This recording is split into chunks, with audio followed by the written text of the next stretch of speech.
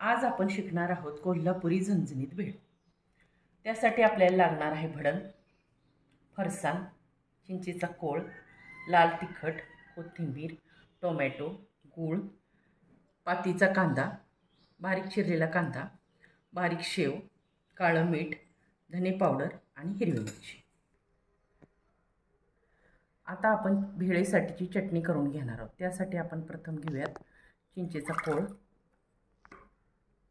2 हिरव्या मिरच्या, गूळ, धने पावडर, काळं मीठ, साधं मीठ, लाल तिखट आणि आता हे सर्व आपण बारीक मिक्सरला फिरवून घेऊयात।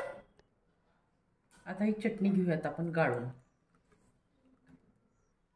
आता आपण भेळ तयार करायला घेऊयात। आधी टाकूयात भडंग, फरसाण, पातीचा कांदा, बारीक चिरलेला कांदा, टोमॅटो,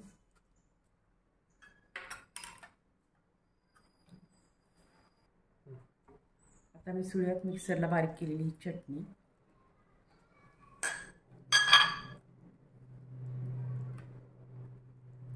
बारीक शेव,